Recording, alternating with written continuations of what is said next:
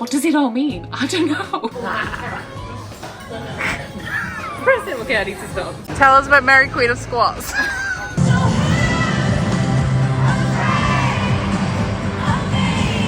But it's reading kind of wolfy. There's just limbs flying everywhere. I can't keep track of everyone's body parts. Today I'm gonna find out if I'm running the London Marathon.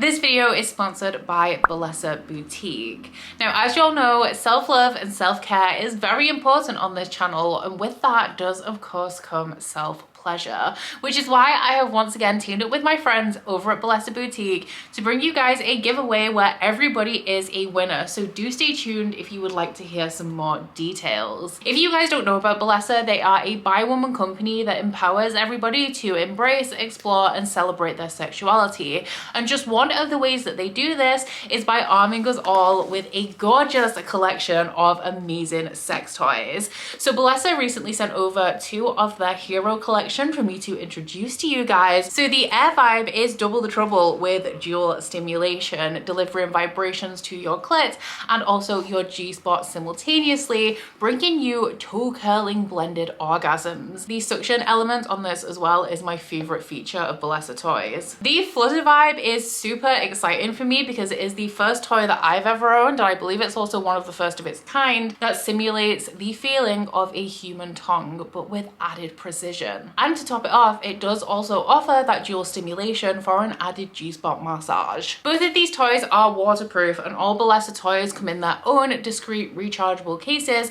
meaning there's no batteries required. And if you think that Bellessa is a brand that you can vibe with, pun very much intended, then you can head to the link right at the top of my description box for your chance to win discount vouchers or a toy of your very own. And remember, everybody is a winner in this giveaway, so you have absolutely nothing to lose. Thank you very much to Bellessa for sponsoring this video. Hello my guys, welcome to what is hopefully going to be a very exciting weekly reading vlog, because tomorrow morning I am heading down to London to go to the Eras tour. My day is the first London day, which I'm really excited about because I feel like we're gonna have some cool surprises, and I've put a lot of effort into my outfit, which I'm really excited to put it all on and like see it come together. But I bet nobody can guess what era I'm going as. I bet it's like a complete mystery to you guys. My hairdresser actually has also made me a hair bow out of the sash of my playsuit because I just didn't feel like the sash was necessary. So I need to try my playsuit on again before I pack. I need to pack in general. It is 4 p.m. I'm so unprepared. Shelve it or scrap it. Like the end of it, like episode 5 has just sucked my soul out of me today, but I am excited to kind of get it scheduled. It's currently uploading, and then get on with prepping for London. So in terms of reading, I don't have anything physical on the go. I am still listening to Winter's Heart by Robert Jordan, which we're not even going to talk about. I have nothing to report on this book at this point, and I just have an hour and 50 minutes left of the audio. So hopefully by the end of this week, after a few dog walks, this will finally be over. I have missed the live show for this, which I feel bad about it. I do, but in 7 years, this is the first book club live show for a book club that I'm a part of that I have ever missed. So I feel like I'm allowed one, you know, I'm allowed one slip. But essentially we got to the weekend when the live show was, and it was a bit of a rough weekend for me mentally in general. I had 5 hours of the audiobook left, and I was like, I can think of nothing worse than spending my weekend trying to cram 5 hours of Wheel of Time so that I can make this live show. So we are still working on it, but I hope it will be done soon. And in terms of my physical reads, I wasn't sure what I was in the mood for. So I am weirdly feeling this book. I wasn't feeling it when it was added to my TBR because it is the 19th of the month. So I've got 11 days left to read 6 books I still have on my TBR. And this was one that I was very kind of dubious about, but the longer that it's been on my TBR, the more I'm kind of excited about it. So I think I'm going to pick up Homeland by R.A. Salvatore. This one was my Patreon pick for May, and it was Chelsea's pick. And the reason why I was a little bit unsure about it is because it is a Dungeons and Dragons book, and that's just not something that I have ever really been interested in terms of books that I want to read. But I've actually, since this has been on my TBR, it has a really high rating on Goodreads, and also you guys have said some like really good things about it. I don't really know what the plot is, but this is a prequel I can't say prequel trilogy. This is a prequel trilogy to a larger series. The larger series is called The Legend of Drizzt, and Drizzt is the main character. I really hope I'm pronouncing his name right as well. But this is book 1 of the Dark Elf trilogy, which I'm assuming is his origin story. And I think that it was published a little bit after some of the other books in this series, which I don't know how many books it has in total, but it is a lot. It is this much plus an extra trilogy. So we have a lot of reading material here that I could potentially be getting into if I enjoy this one. And yeah, that's all I know. I am not a D&D girly. I don't play D&D. I have wanted to potentially try, but I'm a little bit nervous. But I do play Baldur's Gate. So I feel like while I was already vaguely familiar with things like the races and the classes of D&D, I've been like kind of reacquainted with it recently because I've been playing a lot of Baldur's Gate, and I'm excited to kind of see the similarities between the two, with them being like set in the same world. So I'm assuming, because I don't really know what that means as a thing because I'm not a D&D girly, but from what I can tell, they're set in the same world. You have the same races and classes. I'm assuming you have the same types of monsters, and aside from that, like, I'm just kind of excited to see what it means. What does it all mean? I don't know. So I think actually, because I've got a 4-hour train to London and a 4-hour train back, there is a good chance that I could finish this by the time I get back, and I do really hope that I enjoy it. I'm a little bit worried about that, what that will mean, because of how long this series is, but I'm hoping, I'm cautiously optimistic about that one. I need to pack. I need to get ready to go to London. I really, really do. I am just hoping that I can get this video proofed and scheduled with some sort of pace. It is 90 minutes, so it's gonna take a while, and I need to post one last Patreon post before I go. So I'm gonna get on with that so that I can wrap up my work day and get my shit together, like, quite literally. You can take your jacket off and your itchy hat too. Today the temperature's up. Oh, I'm not gonna get full in it.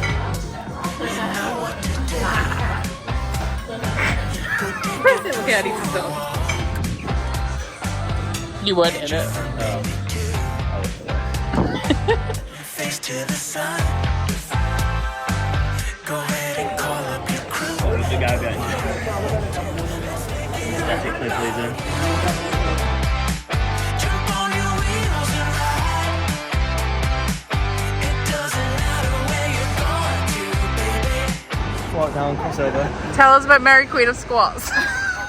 This is Tower Hill. Yeah. Tower Hill. And Mary Queen of Squats was imprisoned here. I don't know if that's factually correct. It's so much better outside. Let's make it Look at the monkey bits on that book.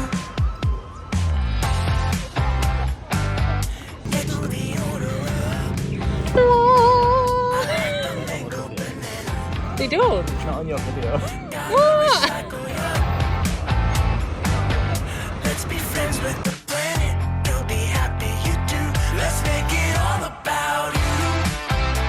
And turn the music up loud. I'm scared. Oh, that's crunchy.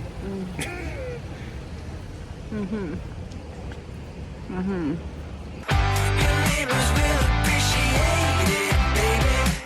Just let it all hang out. Let's make it all about you. Let's make it all about you. Let's make it all about the way that you're feeling when nothing else matters but you. Let's make it all about going crazy, cooped up in the basement, trying to figure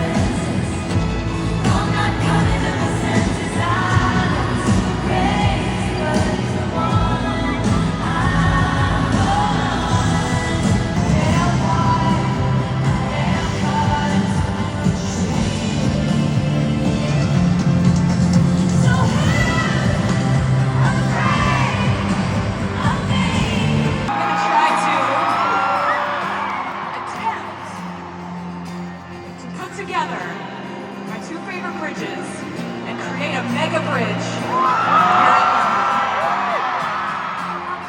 Artifacts, cried about hackers, the state that I needed. I trusted evidence, make some sense while the wound is still bleeding.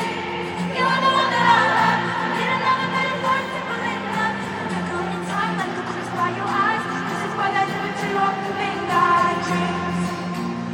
Your head is staring sensibly. The good of the world you once believed in me. I felt you and I held you for a while. I could surmount your world. I came in the dim and split the free girl. My heart, my hands, my body, my love. Right about the powder, you're dreaming tight. Never want me like a piece of bad drug. I'm searching for signs in a haunted club. Our songs, our films, united we stand. Our country, yes, it was a lawless land. Why am I fears of the touch of your hand? Never cut stains, but I'm into living things. My time, my wine, my story, my trust. Right about the powder, you're take up. Thinking too much, but it wasn't enough. I'm real right, it's just a close and cut. And it hits me. I just don't understand how you don't miss me in the black dark. When someone was starting, I didn't jump up. But she's too young to know this song. I was intertwined in the magic fabric of our dreaming. Old habits die screaming. Karma is my boyfriend. Karma is the vibe. Karma is the breeze in my hair on the weekend. Karma's a relaxing thought.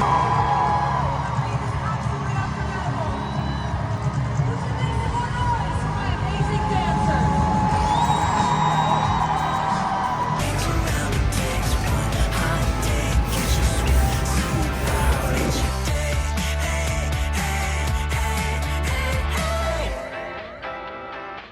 Get on your wheels and ride. It doesn't matter where you're going to. Bye. Wally, Bye. like, shall I walk away like dramatically? Yeah, go on. Okay. Bye. Okay, cut it there, you can cut it. Hello, I am back. I have not checked in with you the entire time that I've been away. I feel like we had quite a busy one though. We didn't spend very much time in the hotel at all. On Thursday, we did like a drunk tour of London. It wasn't like an official thing. It was just we kept hopping through bars and also tube stops to random parts of London. Friday, of course, was Taylor, which was amazing. We were standing and I couldn't see very much, but it was such a good time and the atmosphere was really good on the floor, and the surprise songs that we had, phenomenal. We had Hits Different mixed with Death by a Thousand Cuts, which I was living for. That was my favorite part of like the surprise song set. But we also had The Black Dog in its entirety, which was also great. And then that was also like after kind of she finished The Black Dog, she tacked on a little bit of, oh my god, what's it called, Come Home Be Here and Maroon. So that was phenomenal. And you know what, I could see it again. This is my second time seeing the Eras tour, and what's another 3.5 hours of Taylor once you've already watched 7? Not very much, guys. Am I right? So yeah, it's just such a good time. Like, it's just such a performance, and I cry every single time. Like, I can't control myself. I've been a Taylor Swift fan since I was 13, so it always, I was gonna say, it doesn't always hit different. Actually, I was gonna make a little reference there. It always hits the same, but in the best way. So that's all the good stuff that's been going on. Bad stuff though, I actually think I'm gonna DNF Homeland by R.A. Salvatore, and I'm sad about it because I really wanted to like this. I was a little bit dubious going into it, but like kind of like with the amount that other people were loving it and telling me how good it was, I really did have high hopes. But I'm 166 pages into this and I'm just not feeling it. Like, I don't feel anything regarding the characters. And I did say, I think the first time I put this on my TBR, that like I hope you don't have to have any knowledge of D&D going into this, and a few people put on in my comments like, no you don't, like it's fine. I kind of agree. Like, I don't think you need to have knowledge of D&D going into this,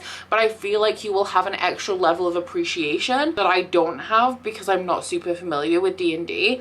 Like, R.A. Salvatore, I feel, introduces a lot of characters and clans towns and cities and places and concepts and stuff in here that I feel he's like kind of merely referencing. There's not a whole ton of world building, which I feel is where the implication that you're a D&D fan or you know a little bit about D&D comes in. And I feel like I would like this a lot more if I was a D&D girly. Sadly, I am not. I also I couldn't even really tell you what it's about. It's the origin stories of this guy called Drizzt, and on the day that he's born, tons of the Drow clans are fighting for, they just they're a very ambitious race. They just fight for power essentially, and it is a matriarchal society. So Drizzt is like a son, is not the most valued, but like princes have the uses, I guess. So he's kind of born, and then we have like his early childhood. When he's trained, he goes to like an academy, and we also have the politics in the background. Like this house that was completely wiped out, there's one surviving member who now wants revenge on the house, which is Drizzt's house that wiped them out, the Duerden? Yeah, the Duerden house. So like there is a plot there. I'm just not super invested, and then it does have a lot of action scenes that I'm not loving. I could do with a little bit more world building, even though this is based on a pre-existing world. It's based on D&D. I think just for the joy of the narrative, like it could be fleshed out a little bit more descriptively. And yeah, I was gonna kind of just persevere anyway, because you know what I'm like, like to do that. But honestly, like I just don't think I'm going to enjoy this any more than I am now. Even if it picks up in the second half, I feel like it would only be like a 3-star for me, because I'm not having a great time with the first half of this. This is a shame on so many levels, because I really wanted to enjoy this, and also I literally just bought this book now. So I'm sad. But I did pick up another book on the train. I need my phone so I can give you the information on that one. So this one is an ebook that I have on KU. It is my Patreon pick for June as well, so I'm really getting through those and catching up. This one is Vicky's pick, and it is, I can't remember what I said in my TBR. I think I said it's a contemporary romance, potentially a dark one, and it is Flock by Kate Stewart. So from what I remember from my TBR, because I had to, the synopsis gives you nothing, so I think I had to delve a little deeper to find out what this book's actually about.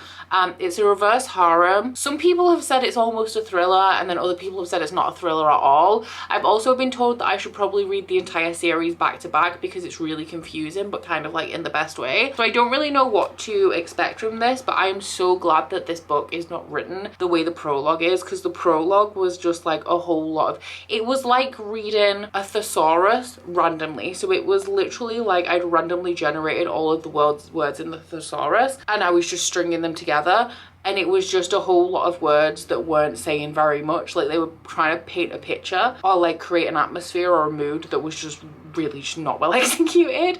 But after that, because it's about this girl and she's like reflecting on the loves that she's lost and how most people would be sad about it, but they ruined her life or whatever. Honestly, like it has the drama of a Taylor Swift song.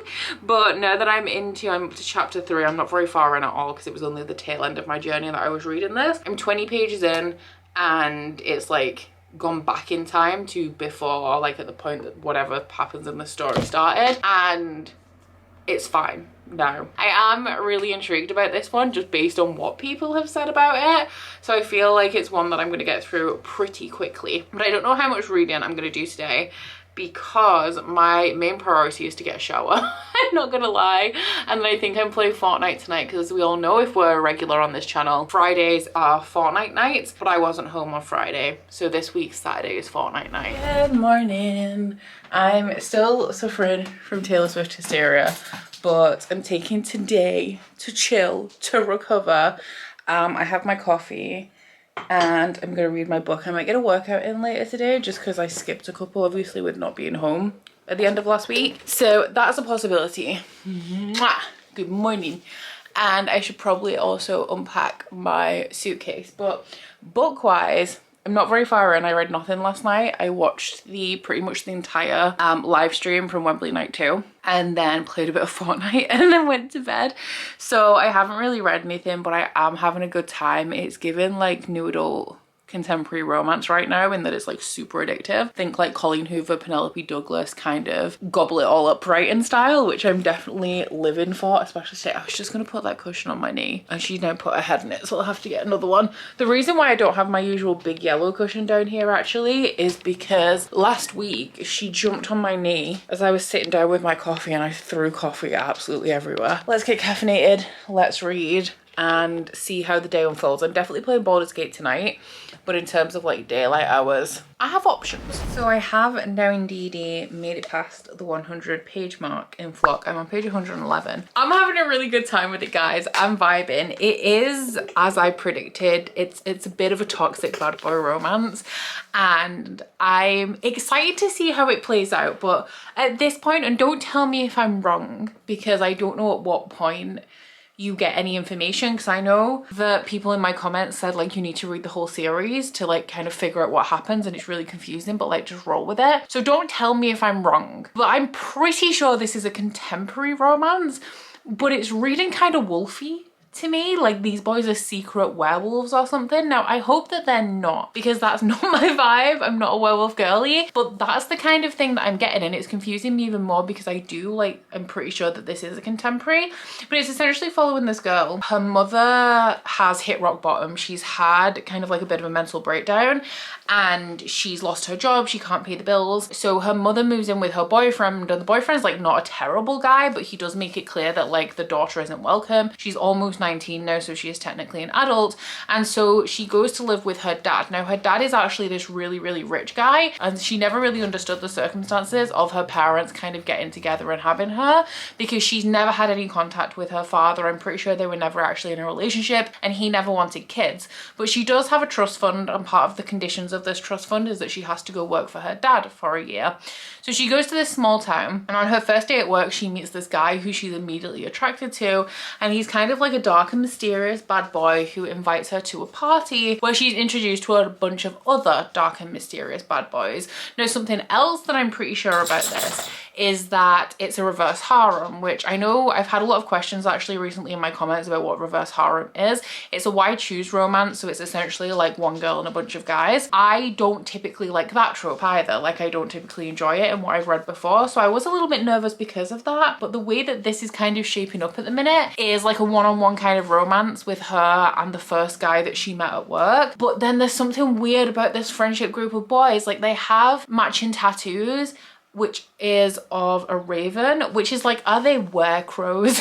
Is that what they are? Are they not werewolves? Are they werecrows? Because they all have this matching crow tattoo, and obviously the book is called Flock. I can't remember what is the series called The Ravenhood or something? But there's something just a little bit off about this group of like dark alluring bad boys, and they're not necessarily like bad boys. They smoke weed, they throw a lot of parties, but they don't seem to be wrapped up in any illegal activities or anything. So I'm not entirely sure what is off about them, but I am enjoying this book. I was right about the tone of it and the writing style, about it being like compulsively readable, and so I'm just eating it up and I'm having a great time. But I'm gonna go work out now. I'm gonna go do a Peloton ride. I think I've got like 40 minutes stacked, and then come back to this for a little bit before I make dinner. It would be really helpful to me and my TBR if I did not blast through this entire series, but I know I'm only like a quarter of the way through this book, so there's plenty of time, but like I feel like I could blast through this entire series. Hello, my guys.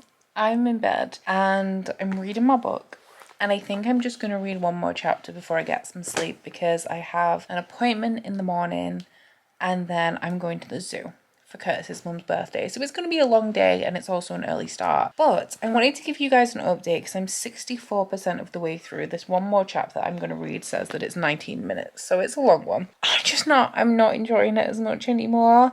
And I just don't really like why choose like reverse harem romances. I just feel like this is a very smutty book, okay? That's something that I meant to tell you guys and I forgot to. I can't remember how far in the smut starts, but it does come like I'm 64% in, and we've had a decent amount of smutty scenes so far. And the smut is hot, okay? I like it. Like it's decent smut. But at this point now, because I said to you guys, like, it pretty much felt like a one-on-one kind of romance, but I knew going into it that it was going to be reverse harem. At this point now, where we're starting to get more and more people in the mix, it's more and more sex scenes in the mix, and then they're also longer. So I feel like my smut threshold is like here, and then we were like simmering up to it, and I was getting to a point where I was like, okay, like this is a bit more, like I'd like a little bit more plot, like I want some more of this mystery element, I want to know what the deal is with these guys. And then it just like it just leapt right over that threshold to the point now where it is a lot of smut, and I'm not as invested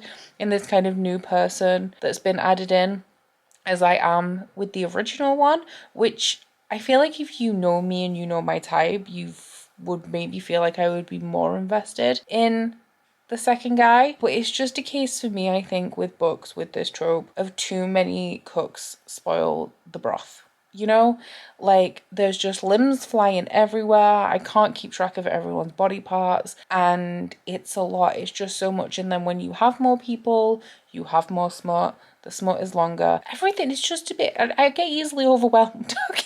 Like, it's just, I can't handle it. I'm not having a good time with this book anymore. I feel like I've just kind of lost the mystery that I want, and I feel like there's going to be more and more people added in as we go along. So we'll see how the rest of the book goes. Maybe it'll pick up a little bit more. But yeah, I've kind of in the last 10 to 20%, I'm not quite enjoying it as much as I was. So this is me ready for the zoo. Very casual outfit. It is humid today, so I am sweaty, but I think I'm gonna put my dock sandals on as well. I'm a little bit worried in case they rub, but we'll see. Maybe I'll take trainers with me as well, just in case. The reason we're going to the zoo, in case anyone was wondering, is because it's Curtis's mum's birthday tomorrow, and the woman wanted to go to the zoo, so we're taking her to the zoo. So yeah, let's have a good time looking at some animals, I guess. It doesn't matter where you're going to, baby. It's so much better outside. Ooh, ooh, ooh. Just turn the music up loud. Your neighbors will appreciate it, baby. Just let it all hang out. So what we gonna do now? Ooh, ooh, let's make it all about you. Let's make it all about you. Let's make it all about the way that you're feeling when nothing else matters but you. Let's make it all about you. I'm having a little bit of a tense day, I'm not gonna lie. It's nothing super dramatic or anything, but it's London Marathon ballot day. So essentially today I'm gonna find out if I'm running the London Marathon, and it's now 2:15, okay? They started sending out emails at 8 AM and pretty much everyone, well not quite everyone probably, but a lot of people that I know that entered have already had their email to tell them whether they're running it or not, and so many people entered and there's so few spaces available that the chances of being able to run London Marathon are like literally so small. So it's unlikely that I'm going to be able to run, and actually, you know what, I'm fine with that. I truly am. But the anticipation of waiting for this email is killing me. And I know that this is probably not how it goes, because I think plenty of people have got the email to say that they are running it. Everyone that I know of so far is not running the marathon, but the more the day goes on, the more I'm convinced that that means I am going to run this marathon. And if I get this email that says that I'm in, I will make that marathon my bitch. I will do the damn thing. But also, at the time that I applied, everyone was applying, okay? And I wasn't even watching all the TikToks that inspired everyone. I just knew that my bestie applied, and I was like, well, if you're applying, I'm applying. And I feel like everyone gaslit me into thinking that I can run a marathon. I'm not built for a marathon, baby. I'm not. I'm just not. So the longer the day goes on, the more convinced I am that I am gonna have to run this 26 miles. And like I said, if I have to run this 26 miles, I will run this 26 miles. But also, like, it's just truly okay if I don't. It's truly okay if I just skip this one. Maybe I'll see everyone in the next one. But yeah, we'll see. I'll let you know. I'll let you know when it happens, what the deal is. But speaking of this, something that's making me even more worried is that I did go for a run this morning, and I've pretty much had a headache that's gradually been building since then. So I'm gonna go get myself some Nurofen, and then I'm gonna move over to editing now. But I have 25% of my book left that I am hoping to finish today, and then we're pretty much, I think, gonna wrap up this vlog because we started it last Wednesday. It's fine so far. I'm growing on the second love interest. No, I'm not growing on him. He's growing on me a little bit more. but I just don't have the same investment in this book as I did through the first half. And honestly, it's only because I only have 100 pages left that I'm committing to this, and also because I was having a good time at the beginning. But based on what people said in my comments, like, I just don't think I'm going to get the answers I want in this book, which is going to be frustrating. So we'll see if I plan on continuing this series when we're done, because at the minute I'm not sure. It's here.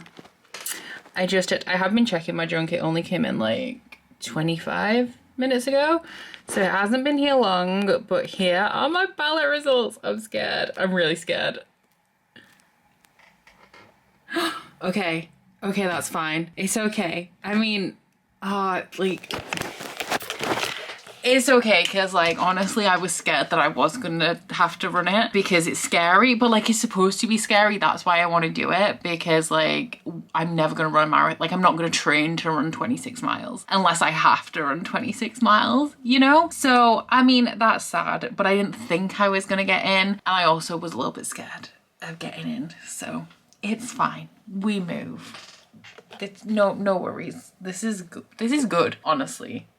Think of all the pain I've saved myself by not having to run London Marathon. I feel like a bit of a hot sweaty thumb right now, I can't lie, but I've just nipped to the shop and it's gone really overcast, and I feel like the humidity's just ramped right up. So I'm not having a good time right now, but I need to tell you my thoughts on Flock, because I did finish it in bed last night, and honestly, like, I am still unsure of how I feel about it, because I feel like I didn't like it, but I also feel like I did. And the way that it ends, I have actually already started the sequel, because I was like, it's fine to have an ebook on the go, right? Like, that makes sense. So I'm like a couple of pages into Exodus, and it does carry on like straight from the end of book 1. And the reason why I'm so torn about this is because I did kind of like the smut in here. It was enjoyable, but then also, while there's some elements of the guys that I really like, I also think that they're very controlling. And the interesting thing is, actually, there's this whole thing where, like, one of the guys, or all of them, but it's one in particular that voices this, doesn't want her to have her phone. He's like, when you're with me, you leave your phone at home. And she's like, wow, sounds controlling. And he's like, yeah, I know it does, but it's not. Like, it's for a reason. And, like, I know what the reason is now, but I still think it's pretty controlling. Like, it's still controlling behavior. And then there's, like, a disagreement that they have later on in the book where, like, he full on gaslights her. And then she just flips around and she's like, oh my God, yeah, like, you're so right. I shouldn't be mad. And I'm like, no, you should be mad. Like, I would be mad. Just because this thing is valid does not mean that you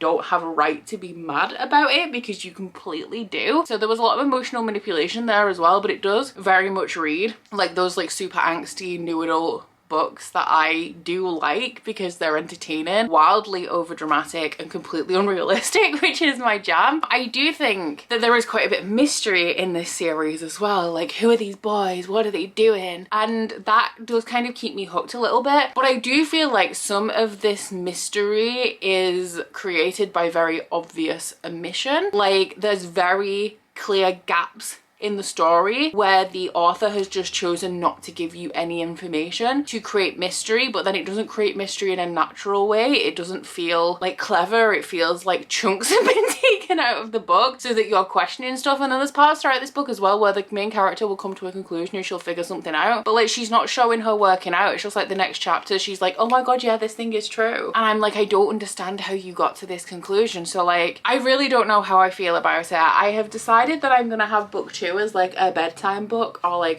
just an ebook if I'm on the go and I want to pull something up real quick. But I don't know. I'm really torn, because, like, I'm intrigued. It's a very good, like, no thoughts, head empty kind of book, but there's also plenty of things that I didn't really love about it as well. So that does bring us to the end of this week's vlog. I feel like I've done quite a bit, but I feel like I haven't read very much, which I feel is valid. Next week's vlog, if y'all are interested, is going to be another weekly reading vlog. It will contain a 24-hour readathon, because I have one of those coming up this weekend.